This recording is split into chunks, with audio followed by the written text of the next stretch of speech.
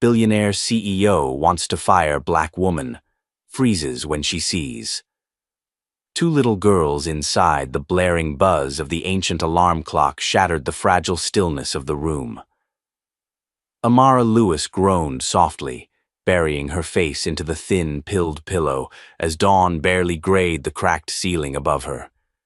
She turned, blinking at the cramped apartment where her 6-year-old twin daughters, Nia and Noelle, still slept soundly, bundled together under a fraying blanket.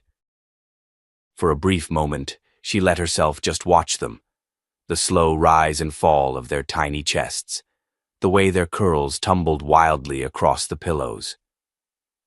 Another day, Amara murmured to herself, swinging her legs over the edge of the mattress onto the frigid floor. The chill bit into her skin immediately. They had not had reliable heat for 2 months now. Rent was 3 months overdue. She could practically hear the ticking countdown in her mind, getting louder every second. Moving quietly so as not to wake the girls, Amara slipped into a faded sweatshirt and shuffled to the kitchenette. The cabinets, once a bright white, were yellowed with age, their doors hanging crookedly on rusted hinges.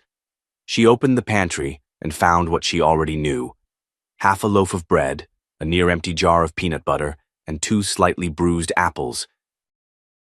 Breakfast of champions, she thought wryly, forcing herself to smile. The coffee maker coughed and sputtered, struggling with the last scoops of ground coffee Amara had managed to scrape together. She leaned her elbows on the counter, rubbing her temples. She had to make it to Friday, one more paycheck. One more slim chance to juggle the bills long enough to stay afloat. 2 years ago, life had been different. Malik had still been alive, their dreams still intact. A drunk driver had shattered everything in an instant. No life insurance, no savings, just a young widow with 2 toddlers and an avalanche of hospital debts that no one cared about but her. The soft shuffle of small feet on linoleum pulled Amara from the spiral of thoughts. "Morning, Mommy," whispered Nia, her voice still heavy with sleep. She climbed onto a rickety kitchen chair, clutching her battered teddy bear. "Good morning, baby," Amara said, planting a kiss on her daughter's forehead. Noelle appeared next, rubbing her eyes and dragging her favorite pink blanket behind her like a cape. Amara's heart squeezed tight seeing them, so bright, so full of life despite everything. "Can we have pancakes, Mommy?" Noelle asked hopefully. Amara's throat tightened. Pancakes meant eggs and milk, both of which were painfully absent. She crouched to their level, smoothing back Noelle's wild curls. "How about peanut butter toast today?" "And this weekend, maybe we can make a big pancake breakfast together," she promised. It was a lie. She hated lying to them, even small ones. But lies were sometimes the only way to keep hope alive. The twins nodded and chattered to each other as Amara prepared breakfast. She cut the toast into triangles, just the way they liked, and poured the last of the milk into 2 mismatched cups. As they ate, Amara pulled out her phone, scrolling through the overnight emails. Rejection. Another rejection. "No callbacks for interviews, no new leads." She shoved the phone face down on the table. She could not afford to lose her current temp job at Sterling Holdings. Even though the pay was barely enough to scrape by, it was the only thing standing between them and disaster. Just as she was gathering plates, a sharp knock rattled the apartment door. Amara stiffened immediately. Nothing good came from unexpected knocks in this neighborhood. "Stay here," she told the girls firmly, setting down the dishes. She peeked through the peephole. A man in a cheap gray suit stood there, holding a thick envelope. Dread prickled down her spine. "Amara Lewis?" he asked when she cracked open the door. "Yes." He thrust the envelope toward her. "This is your final delinquency notice. You have 30 days to vacate." The words blurred before her eyes. 30 days. No negotiation. "No second chances. There must be some mistake," she whispered. I have a payment plan." "I sent part of it last week. Ma'am, Sterling Properties has already filed. You'll need to discuss that with them directly. Sterling Properties. The name tasted like acid in her mouth. Thank you, she said mechanically, shutting the door before the man could see the panic welling up inside her. Mommy? Nia's small voice carried from the kitchen. It's okay, baby, Amara called back, forcing steadiness into her voice. Mommy's just dealing with boring grown-up stuff. She leaned her forehead against the door, the coolness of the wood doing nothing to stop the tremor in her hands. 30 days. And she had $60 in the bank. Somehow she pulled herself together, smiling tightly as she rejoined her daughters. They deserved to feel safe. She would move mountains if she had to. Somehow. Across the glittering skyline of downtown Chicago, in a penthouse office that overlooked the world, Vivian Sterling reviewed a sleek tablet displaying names, salaries, and red marks against employees deemed non-essential. Cut 10%, she told her assistant coldly. Rebecca hesitated. There's a single mother on the list, 2 kids. No other income. Vivian waved her off with a manicured hand. Everyone has choices. Sterling Holdings is not a charity. Her assistant bit her tongue, used to Vivian's ruthlessness by now. Vivian Sterling had built her empire by erasing sentimentality. Emotions clouded judgment. She had no room for weakness, either in herself or those who worked for her. Get me the details on that case, Vivian said, tapping the tablet. I want to handle this one personally. Rebecca blinked. Ma'am. If people want to freeload, they can expect to be evicted in person. Vivian's smile was razor-thin as she turned back to the sweeping view of the city she ruled. Amara Lewis would soon learn that the world took no prisoners. Not in Vivian Sterling's world, and certainly not on her watch. The wind whipped through the crumbling courtyard of Westbridge Apartments as Vivian Sterling stepped from her sleek black town car. She wrinkled her nose in distaste at the graffiti-tagged walls and trash-strewn sidewalks. She had reviewed the file twice on the drive over. Amara Lewis. Single mother, 2 dependents, no substantial assets. 3 months overdue on rent. No different from the hundreds of other eviction cases Sterling Properties processed every year. Still, Vivian had insisted on seeing this one for herself. She wanted to remind herself why standards were necessary. Emotions made people weak. Charity made them entitled. And she was not running a charity. She adjusted the sharp cut of her tailored coat and strode toward the peeling front door of Building C, high heels clicking with purposeful finality. Rebecca had texted her the unit number. 3rd floor, left side. The stairwell reeked of mildew and old smoke. Vivian pressed a handkerchief to her nose and climbed, each step a grim confirmation of how far some people let themselves fall. When she reached apartment 3B, she hesitated for the briefest second before knocking. She expected anger, tears, excuses. She was not prepared for the sound of little feet racing across the floor. The door opened, and there stood Amara Lewis. Vivian's first impression was clinical, young, early 30s. Thin, but not sickly. She wore jeans and a sweatshirt, her hair pulled back into a loose bun. No makeup. No jewelry. Every detail screamed of struggle. Behind Amara, 2 small girls peered around her legs. Twins, identical save for the color of their shirts. One clutched a battered teddy bear. The other held a crumpled piece of construction paper. Good afternoon, Vivian said crisply, her voice cutting through the thick, stale air. Are you Amara Lewis? Yes, Amara replied cautiously, stepping slightly forward to shield her daughters. Vivian held up the eviction file like a weapon. I represent Sterling Properties. You've been notified several times. This is your final notice. Amara's jaw tightened. Her eyes, warm brown and ringed with exhaustion, hardened. "I know," she said. "I was just about to call. It would not matter now." Vivian opened her mouth to deliver the rehearsed line about consequences and deadlines. Then the little girl stepped forward, the one with the teddy bear. Without hesitation, she lifted the paper in her small hand toward Vivian. "I made you a picture," she said solemnly. Vivian stared, frozen, as she took the paper mechanically. It was a child's drawing, crayon stick figures, a woman with silver hair in a big building. Two little girls holding balloons, a smiling sun. "Thank you," the girl said shyly.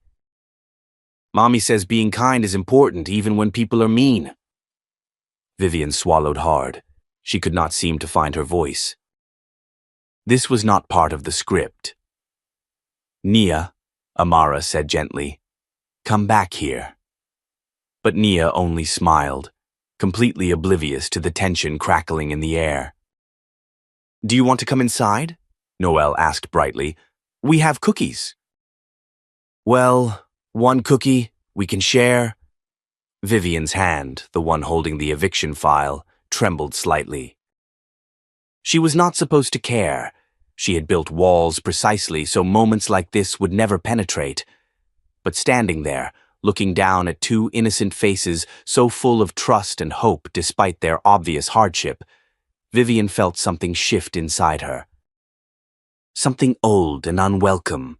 A memory. A different apartment. A different door. A sister's hand slipping from hers. Screams.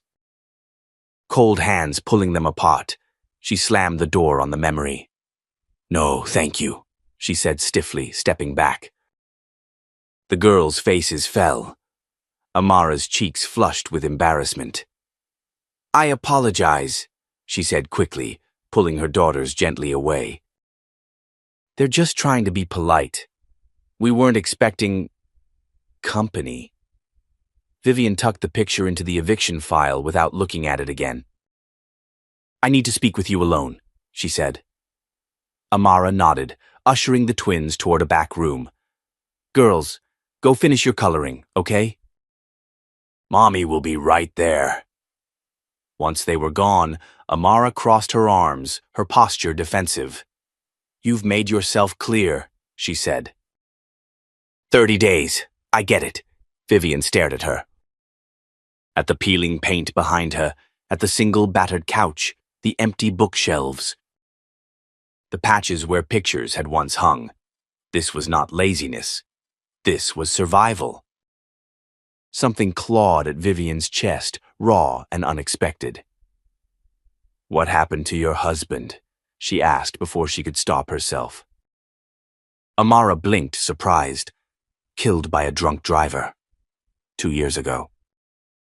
Vivian inhaled sharply. "I am sorry," she said quietly. And to her own astonishment, she meant it. Amara shrugged, the movement brittle. "Sorry doesn't pay rent." "No, it does not."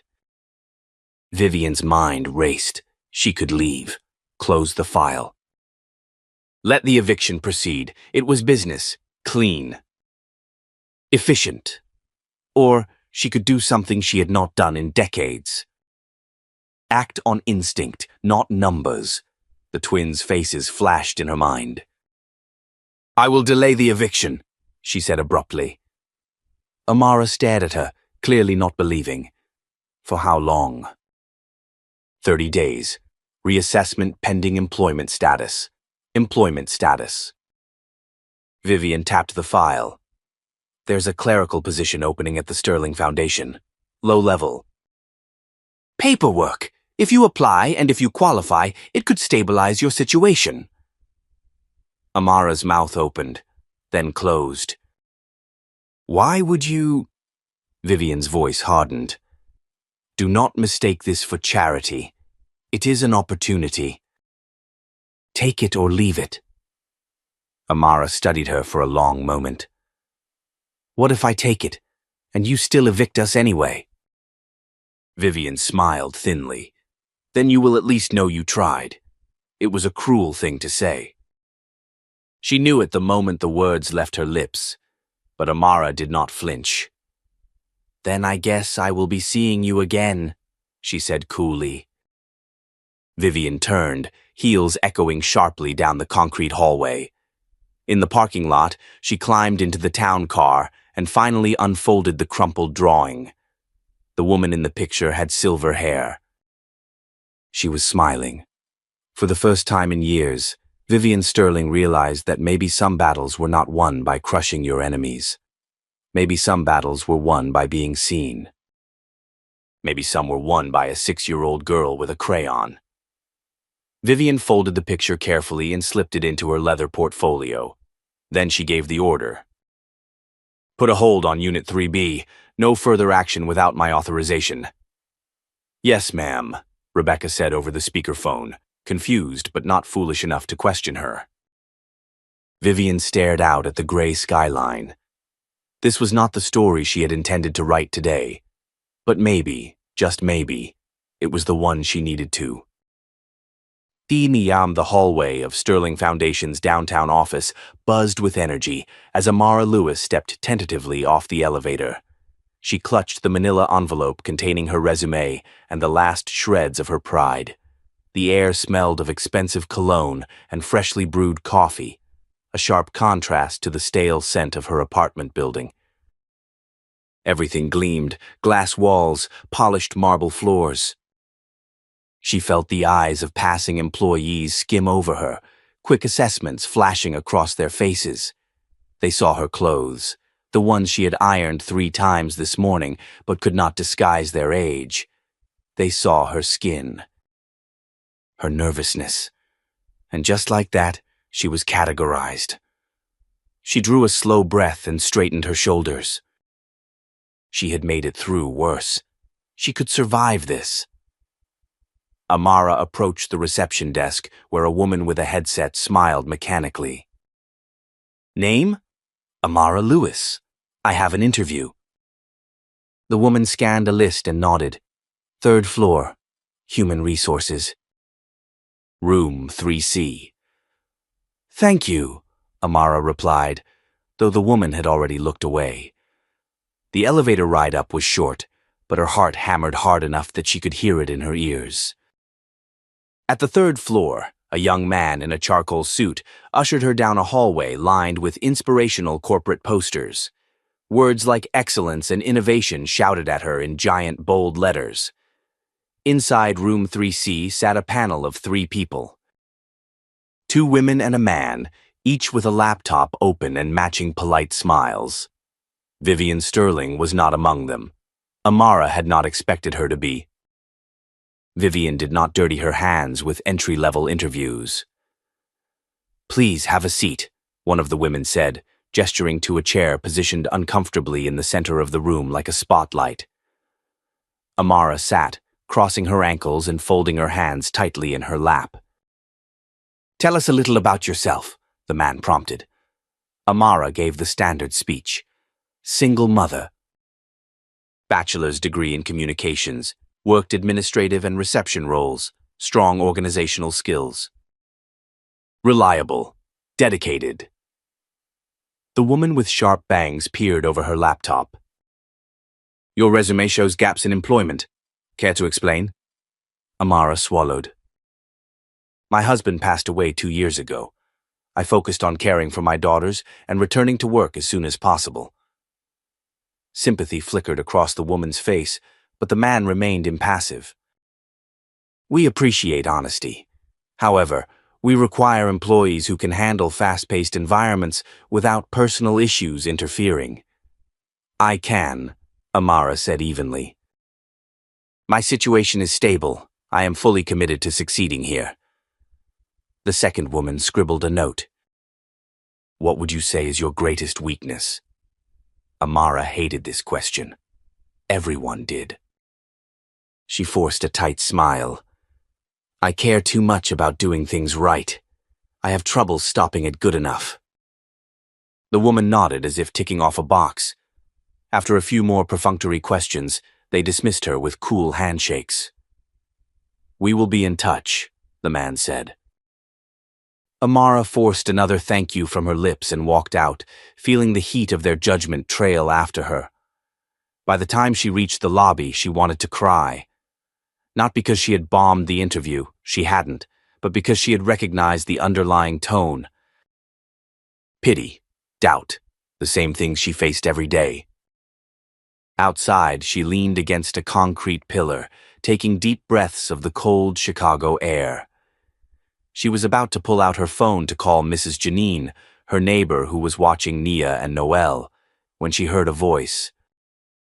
"Ms. Lewis," Amara turned. Vivian Sterling herself approached, impeccably dressed in a navy coat, a silk scarf knotted at her throat. She walked like a woman who expected the world to part for her.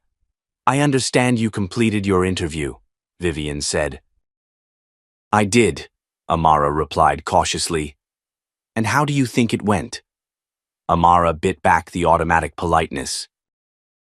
"I think I am qualified, but I also think it might not matter." Vivian's brows arched slightly. "Explain." Amara hesitated. There was a sharpness in Vivian's gaze, an edge honed from years of power. It was dangerous to show weakness in front of her. But maybe, just maybe, honesty was a different kind of strength. "You made this offer because you saw my daughters," Amara said. "Not because you thought I was the best candidate on paper." Vivian said nothing, her face unreadable. "And I appreciate it. I do. But pity does not build careers, and I am not here for handouts. I am here because I am damn good at what I do." The sharp breeze cut between them as Vivian studied her. Finally, a small smile touched Vivian's lips. Noted. Without another word, she turned and walked away, leaving Amara standing there, stunned. It was only later that night, after putting the twins to bed, after scrubbing the kitchen counters to occupy her racing mind, that Amara's phone buzzed.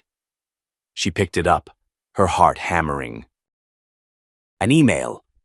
Subject, employment offer, Sterling Foundation. Dear Ms. Lewis, we are pleased to offer you the position of Administrative Coordinator at Sterling Foundation, effective immediately. Further details are attached. Welcome to the team. Best regards. Vivian Sterling. Amara stared at the screen, disbelieving. She had done it, not because of a handout. Because she had looked one of the most powerful women in Chicago dead in the eye and dared her to see more than a charity case. She pressed her hand over her mouth, tears prickling her eyes. "Mommy," a sleepy voice called from the bedroom. "Coming, baby," she whispered. She tucked her phone into her pocket and walked back toward her daughters, her steps lighter than they had been in months. For the first time in a long time, the future did not look like a threat. It looked like a promise. The first day at Sterling Foundation arrived cold and crisp, the early spring air biting against Amara's thin coat as she hurried from the bus stop. She checked her reflection in the dark glass of the building's entrance, adjusting the simple gray blazer she had borrowed from Mrs. Janine. It was a little too big at the shoulders, but it would have to do. Inside, the lobby buzzed with energy. Men and women in sharp suits moved briskly through the security gates, tablets and phones in hand, clipped conversations echoing in the marble space. Amara's stomach twisted, but she forced herself forward, clutching her employment papers like a shield. At the reception desk, a young woman glanced up with a bland smile. Name, Amara Lewis. First day. The woman tapped her keyboard, then handed Amara a visitor's badge and gestured toward the elevators. Third floor, human resources will get you set up. The ride-up felt endless. Amara stared at the floor numbers lighting up, each ding hammering into her nerves. When the doors opened, a woman in a burgundy skirt suit waited, clipboard in hand. Mrs. Lewis, welcome. I'm Dana, HR Orientation. Come with me. Dana led her through a labyrinth of glass-walled offices and pristine workstations. her heels clicking with rhythmic efficiency. You'll be assisting multiple departments, mostly administrative support, calendar management, filing, and event coordination. Pace is quick here. Adaptability is critical. Understand? Amara nodded, swallowing the lump in her throat. Dana stopped at a modest cubicle tucked near the back of the floor. A computer, a headset, and a stack of onboarding manuals waited for her. Get settled. Someone will check in after lunch. Orientation packets in your inbox. And with that, Dana disappeared, leaving Amara staring at the reality of her new life. She slid into the chair and logged into the computer, the screen glaring white in the overhead lights. A sea of unread emails flooded the inbox, subject lines filled with unfamiliar acronyms and urgent requests. She exhaled slowly, one thing at a time. By noon, she had already made 3 mistakes: sending a draft instead of a finalized document, misrouting an internal call, and mistyping a meeting time on a conference room reservation. Tiny missteps, but they built up, each one a fresh cut to her already raw nerves. At lunch, she found a quiet corner in the break room, nibbling at a sandwich she had packed from home. The room buzzed with conversation, but no one sat near her. She knew why. She was the outsider, a black woman in a sea of polished, mostly white faces, her thrift store shoes squeaking against floors polished to a corporate shine. She finished quickly and returned to her desk, focusing hard on the training modules blinking on her screen. She would not give them a reason to doubt her. Late in the afternoon, a shadow fell across her cubicle. Ms. Lewis, Amara turned. Vivian Sterling stood there, arms folded, her expression as unreadable as ever. Come with me. Without waiting for a response, Vivian turned on her heel and strode down the hallway. Amara scrambled to follow, heart thudding. Vivian led her to a small conference room. Closing the door, she motioned for Amara to sit. Amara obeyed, her mouth dry. Vivian sat across from her, folding her hands on the table. You made several errors this morning. Amara's throat tightened. I'm sorry. It won't happen again. Vivian studied her, her gaze sharp enough to peel paint from the walls. No, it will not. Because you will learn. Quickly! Amara nodded, shame burning in her chest. I didn't bring you here out of pity, Vivian continued. Understand that. You are here because I believe you can be an asset, but that belief is not infinite. You will need to prove yourself every day, double what others must. The words hit hard, but Amara welcomed their brutal honesty. I understand. Vivian leaned back slightly, regarding her. Do you... Amara met her gaze squarely. I know exactly what this is. I know the margin for error is razor thin. I know every mistake will be magnified because of who I am and where I come from. Vivian's mouth twitched, almost a smile. Good. Because I do not tolerate weakness. Not in myself. Not in those I give opportunities to. There was a long pause. Finally, Vivian slid a folder across the table. Your next assignment. Coordinate the logistics for the upcoming Community Outreach Gala. Budget approvals, venue reservations, catering, guest management. Everything. Amara blinked. That was a huge project, one that could make or break her. I'll get it done, she said, forcing confidence into her voice. Vivian nodded once. You'll report directly to me for this. Then she stood and walked to the door, pausing just before she exited. Ms. Lewis. Yes, do not mistake my expectations for cruelty. Vivian's voice softened by a fraction. There are people here who will want you to fail, not because you are unqualified, but because you remind them they are not invincible. Prove them wrong. With that, she was gone, the door clicking softly behind her. Amara sat motionless for a long moment, the folder heavy in her hands. She opened it slowly, scanning the contents. Timelines, budgets, contact lists. It was a mountain, but she had climbed mountains before. Outside the glass walls of the conference room, the office buzzed on, indifferent to her existence. Amara squared her shoulders, stood, and walked back to her desk. She would not just survive this. She would own it. For herself, for Nia and Noelle. And somewhere deep inside, beneath the fear and doubt, a spark caught fire. It would not be extinguished. Amara barely slept that night.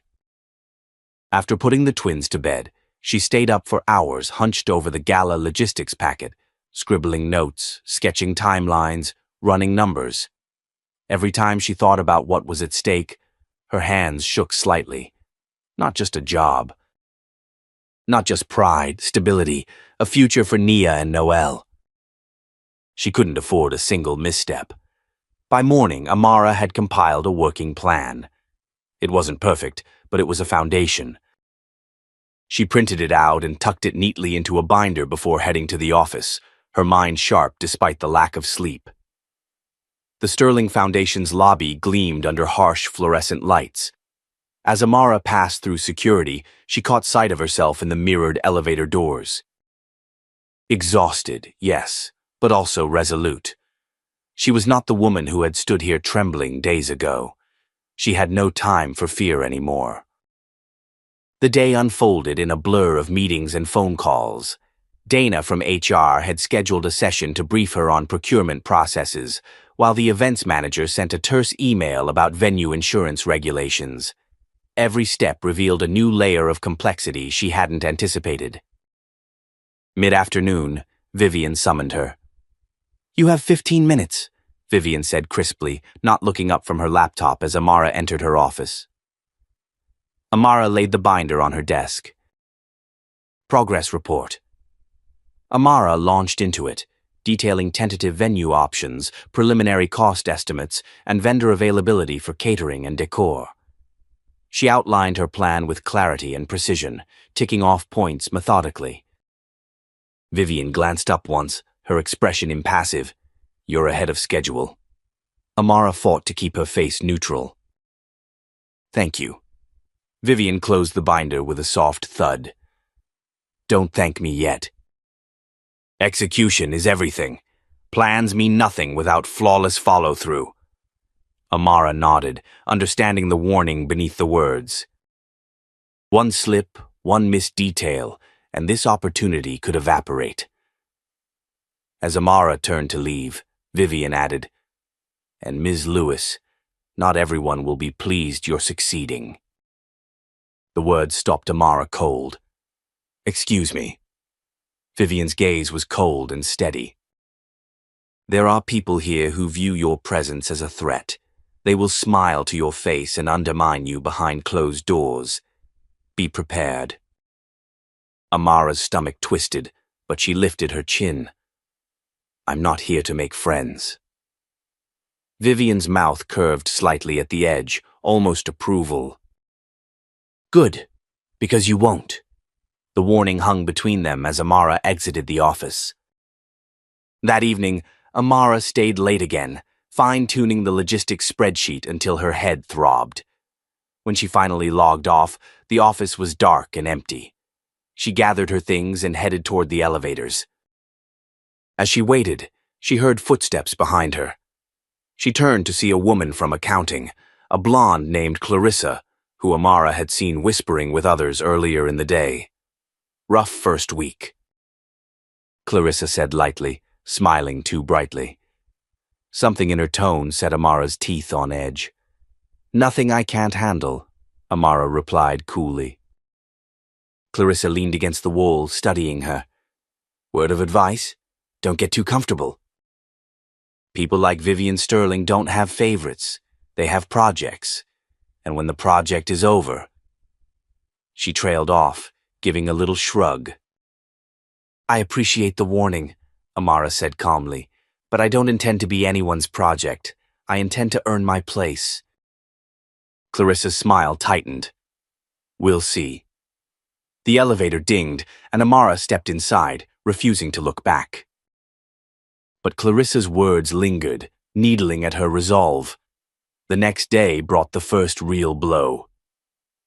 Mid-morning, as Amara was finalizing the catering proposals, an urgent email flashed across her screen. Subject: Venue double booked. Immediate attention required. She opened it, heart pounding. The gala venue, the one she had secured tentative agreements for, had been booked by another event. A high-priority corporate client. Sterling Foundation's reservation had been lost in the shuffle. No explanation. No apology, just a blunt notice. Find another location. Amara's stomach dropped. The gala was in less than 6 weeks. Securing a comparable venue on short notice would be nearly impossible. And without a venue, there would be no gala. No gala meant professional disaster. Failure. Her mind raced. Could this be a coincidence? Or sabotage? She picked up the phone and called the venue contact, her voice steady despite the fury boiling beneath. I'm sorry, Ms. Lewis, the woman on the line said, clearly flustered. Your reservation wasn't finalized in the system. Someone from your team canceled it. Canceled it? Amara's heart stopped. Who? There was a long pause. It came from someone named Clarissa. Said she was authorized. Amara closed her eyes for a brief, searing second. Clarissa, of course. She ended the call and sat back, her hands trembling with rage. Clarissa had tried to set her up to fail, and if Amara went to Vivian now, it would look like she was making excuses. Blaming others, weak, no. She would not play the victim. She would solve this. She spent the next 2 hours calling every venue in a 50-mile radius. Rejections piled up. Booked. Booked. Booked. Finally, a slim thread of hope. A community cultural center downtown had a newly renovated event space available, but it needed confirmation within the next 24 hours. Amara booked it immediately, securing the contract and emailing the signed agreement to Vivian. A simple message followed. Updated venue secured. No disruption to event schedule. Vivian's response came minutes later. Good, nothing more, no questions. No praise. But Amara didn't need it. She had survived the ambush. That night, she arrived home to find Nia and Noelle building a pillow fort in the living room. Mommy, can we camp inside tonight? Nia asked, her dark curls bouncing as she grinned. Amara knelt, gathering both girls into her arms. Of course we can, she whispered. She lay there later, squeezed between them on the living room floor, staring up at the sagging ceiling. Today could have broken her. Instead, it had built her stronger. She wasn't here to be anyone's charity case. She wasn't here to survive. She was here to win. And nothing, not sabotage, not doubt, not fear, was going to stop her. Not now, not ever. The days that followed felt like a pressure cooker for Amara. The gala planning moved into its critical stages, and every task seemed designed to test her endurance. Finalizing the guest list, confirming the menu, coordinating AV equipment and volunteer schedules. Every department had opinions. Every email carried urgency. Every misstep would be magnified under Sterling Foundation's unforgiving spotlight. And hovering behind it all was Clarissa. The sabotage hadn't stopped. Small things now. Incorrect messages delivered, meeting invites mysteriously lost, expense approvals delayed. None of it was overt enough to prove malicious intent, but together they formed a pattern. Someone wanted Amara to fail, yet she refused to give them the satisfaction. She stayed late, double-checked every detail, kept meticulous records, and she kept her head down, giving Clarissa no ammunition. Still, the stress took its toll. Sleep was a luxury. Her temper, normally slow to rise, flared at the smallest provocation. She snapped at Nia for spilling juice. She cried in the shower after Noelle asked innocently why Mommy looked so tired all the time. One evening, as she sat at the kitchen table piecing together table assignments with trembling hands, Nia climbed onto her lap. "Mommy, are you sad?" Amara forced a smile. "No, baby, just busy." Nia pressed her little hand to Amara's cheek, serious beyond her 6 years. "You don't have to do it all by yourself, you know." Amara's throat tightened painfully. She hugged her daughter close, blinking hard against the sting of tears. If only life were that simple. The next morning, she arrived at the office to find an email waiting from Vivian. "Meeting, conference room B, 9 a.m. The subject line was as blunt as a hammer. When Amara entered, she found Vivian already there, standing at the window overlooking the city. Next to her sat a man Amara had never seen before, mid-40s, expensive suit, expression like carved granite. "Sit," Vivian said, without turning around. Amara obeyed, setting her bag carefully on the floor. "This is David Renshaw, head of internal compliance," Vivian said. "He's been reviewing some concerns brought to our attention." Amara's heart rate spiked. Concerns. About what? Renshaw opened a folder and slid a sheet of paper across the table. According to several anonymous sources, there are allegations of procedural misconduct regarding the gala planning. Budget irregularities, preferential vendor treatment, failure to follow protocol. The words swam in front of Amara's eyes. "That's not true," she said automatically, but her voice sounded distant, disconnected. Vivian finally turned, her face expressionless. "We take all allegations seriously. You'll be temporarily relieved of your event duties pending investigation." Amara stared at her, disbelief crashing over her. "I've done nothing wrong." Renshaw shrugged, unbothered. "If that's the case, you have nothing to worry about." Amara's hands balled into fists on her lap. "Who made these allegations?" Renshaw gave a thin smile. "Anonymous, of course. Standard procedure to protect whistleblowers. Of course." Anonymous. Convenient. She looked at Vivian, willing her to see, really see, the injustice unfolding. Vivian's gaze remained unreadable. "We will conduct a thorough review.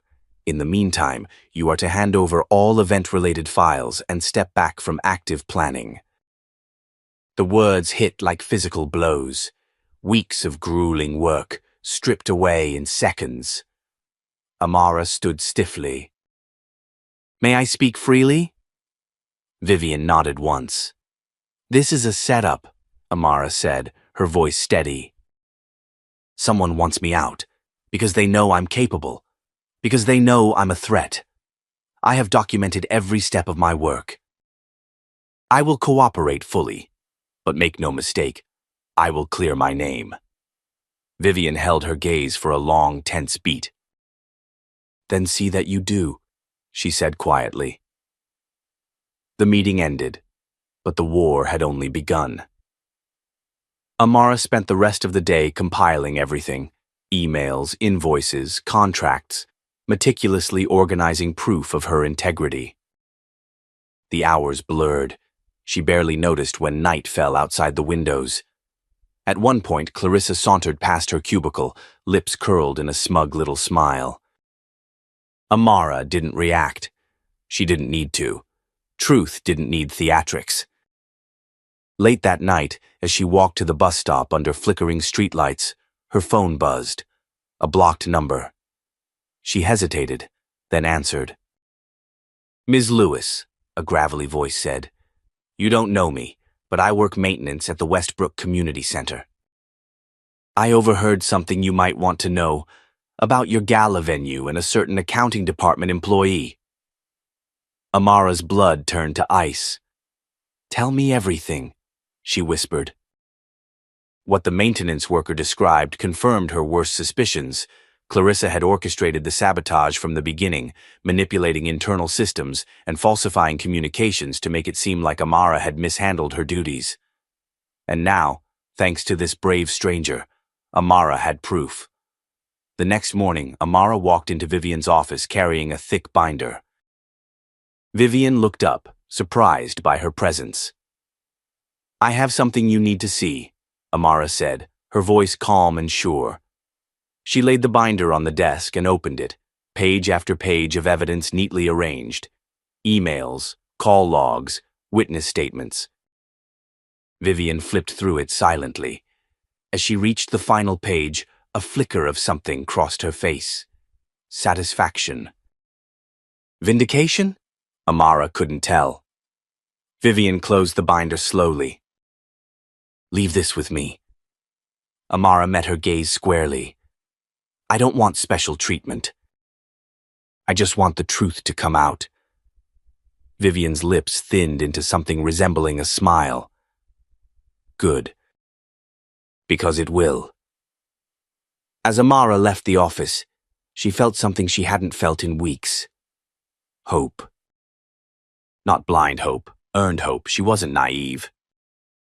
She knew the road ahead would still be rough. She would still have to fight. But she also knew one thing with absolute certainty. She was not alone anymore, and she would not go down without a battle. Not for herself. Not for her daughters. Not for anything.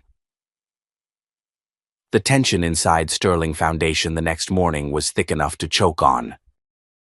Whispers swirled through the halls like smoke, employees huddling in doorways and peeking over cubicle walls. Amara felt the weight of every glance, every murmured word. But she kept her head high as she walked into the building, the heels of her simple black pumps clicking sharply against the marble floors. Today was the day everything would break wide open.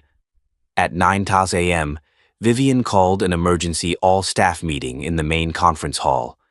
No one knew exactly why, but speculation buzzed like static electricity.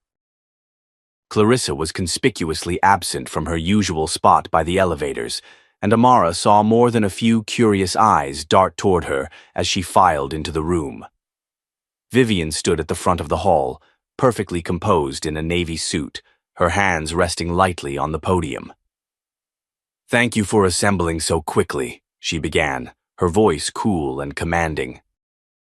I want to address a matter that has recently come to my attention, one that speaks directly to the integrity of this organization. The room fell into a hush. It has come to light, Vivian continued, that a deliberate attempt was made to sabotage one of our employees. False allegations were filed, evidence was tampered with, reputations were put at risk. A low ripple of shock moved through the room. Amara sat still, heart hammering against her ribs. Vivian's gaze swept the crowd, sharp as a blade. We have identified the individual responsible. Effective immediately, Clarissa Hayes is terminated from her position at Sterling Foundation for gross misconduct, breach of trust, and violation of company ethics. Gasps broke out across the room. Some exchanged looks of disbelief. Others nodded grimly, as if everything suddenly made sense. Vivian let the moment settle before continuing. Additionally, I would like to recognize the individual whose professionalism, diligence, and resilience prevented a critical event from collapsing under sabotage. She turned her eyes directly onto Amara. Amara Lewis, please stand. Amara hesitated for a fraction of a second, then rose slowly, feeling every pair of eyes in the room lock onto her. Vivian's voice carried through the silence. Against enormous pressure and under unjust scrutiny, Ms. Lewis exemplified what we value most: courage, integrity, and excellence. The Sterling Foundation owes her a debt of gratitude. The applause started hesitantly at first, then built steadily until it filled the entire hall. Genuine. Resonant. Amara stood frozen for a moment, overwhelmed by the tide of it. She caught sight of Daniel grinning proudly from the side, and Alicia giving her a discreet thumbs up from the third row. But it was Vivian's nod, small, precise, acknowledging, that hit the hardest. When Amara finally sat down, her cheeks burned but her chest felt lighter than it had in months. Later that afternoon, Vivian summoned her once again to her office. This time, the atmosphere was markedly different. "Sit," Vivian said, gesturing toward the chair opposite her desk. Amara obeyed, smoothing her skirt with nervous fingers. Vivian studied her for a long moment. "You were impressive today." "Thank you," Amara said quietly. Vivian tapped a pen against the polished wood. "We have an opening for an assistant director of events. Higher salary, full benefits, greater responsibilities." Amara's breath caught. "You want me to apply?" Vivian's lips twitched faintly. "No, I want to offer it to you directly." Amara gripped the arms of her chair.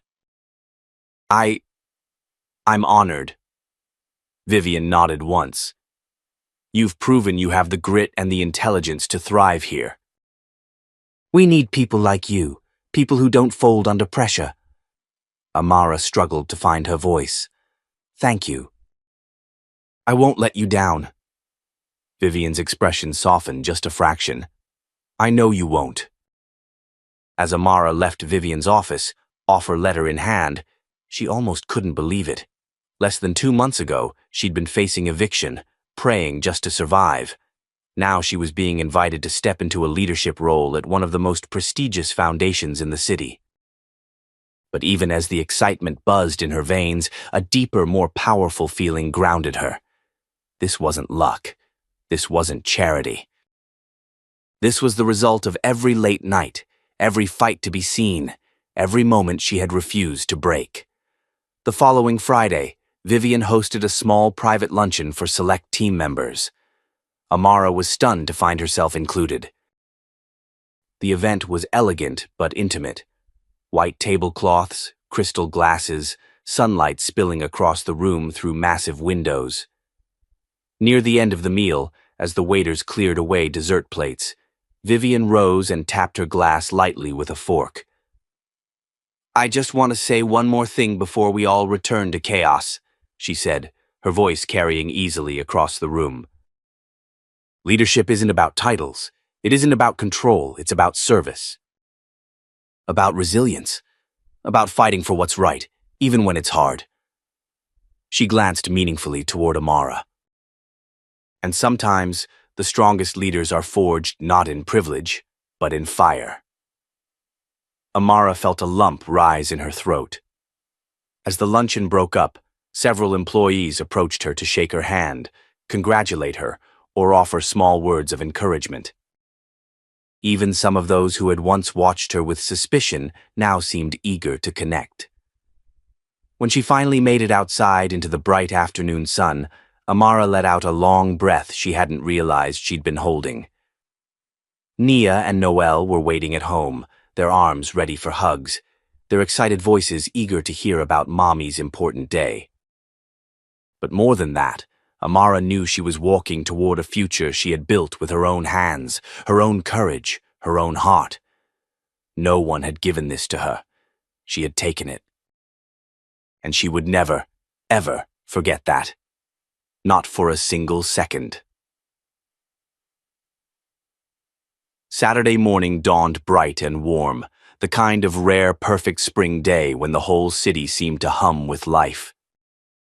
Amara stood in the small kitchen of their new apartment, flipping pancakes while the twins giggled at the kitchen table, arguing over which syrup was the right syrup to use. "Mommy," Noelle declared with wide, earnest eyes, "today feels special." Amara smiled to herself as she flipped another pancake onto the growing stack. "It is special," she said. "It's the start of something new." The past few weeks had been a whirlwind. After accepting the assistant director position, Amara had thrown herself into her new responsibilities with a drive that surprised even her. There were challenges, of course, new expectations, new politics, new pressures. But there was also something she hadn't felt in a long time: pride. She had earned this. No handouts, no shortcuts. Just grit, resilience, and heart.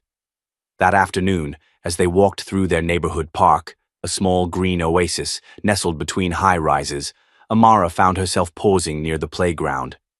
Nia and Noelle raced ahead toward the swings, their laughter carried on the breeze. As she watched them, a familiar voice spoke beside her. "They look happy." Amara turned to see Vivian, casually dressed in jeans and a blazer, holding a takeaway coffee. For once, she wasn't the imposing figure behind the glass desk, but simply another person, watching life unfold. "They are," Amara said, her tone lighter than it had been in months. Vivian offered her a rare, genuine smile. "You should be too," Amara shrugged modestly. "I'm getting there." Vivian nodded, sipping her coffee thoughtfully. "I wanted to tell you something," she said after a moment. "Something I probably should have said earlier." Amara raised an eyebrow, curious. "You reminded all of us of something important. That integrity isn't just a word we throw around. It's a responsibility. And that sometimes the system needs a little shaking up to remember that." Amara blinked, surprised by the candor. "Thank you," she said quietly. Vivian's gaze turned back to the playground, where Naya had just managed to pump herself high into the air, squealing with delight. "Keep pushing, Amara. Even when it's hard. Especially when it's hard." She nodded once more, then disappeared into the crowd, leaving Amara standing there, heart full and trembling. Later that evening, after the girls were asleep, Amara sat on the balcony with a cup of tea, staring out over the city lights. Everything felt different now, not easier. Not perfect, but possible. The struggles she had faced were not erased, but they no longer defined her. She thought back to the beginning, to the morning she'd received the eviction notice, to the nights she'd wept silently, to the days she wondered if hope was something reserved for other people. She thought about Clarissa, about Vivian, about the nameless maintenance worker who had risked his job to tell her the truth, about the tiny steps, the brave choices, the quiet victories, and about how, sometimes, the most extraordinary stories didn't start with triumphs. They started with pain, with injustice, with being underestimated. Amara smiled softly, setting her tea down. This was just the beginning. She would teach her daughters that bravery wasn't loud. It didn't always wear armor or wield swords. Sometimes bravery was getting up when you were exhausted. Speaking truth when it was dangerous. Believing in your worth even when the world tried to convince you otherwise. Sometimes bravery was just staying and fighting and daring to hope again. She reached for her phone and opened a new note. At the top, she typed, "New Dreams," and beneath it, in steady hands, she wrote, "Finish MBA. Buy our own house. Start a mentoring program for single mothers. Teach Nia and Noelle that strength looks like love." As she saved the note, she looked up at the stars beginning to flicker into existence overhead. Somewhere, somehow, Connor was smiling at her. And somewhere inside her, a new fire had been lit, not the desperate flicker of survival, but the steady, roaring blaze of a woman who knew exactly who she was. She rose from the balcony chair, one last thought lingering as she went inside. Sometimes the world tried to bury you. And sometimes you bloomed anyway. If this story moved you, inspired you, or reminded you that resilience is stronger than injustice, please like, share, and subscribe to our channel. Here, we believe in the power of ordinary heroes and everyday miracles. Stay kind, stay brave, and never stop fighting for your dreams.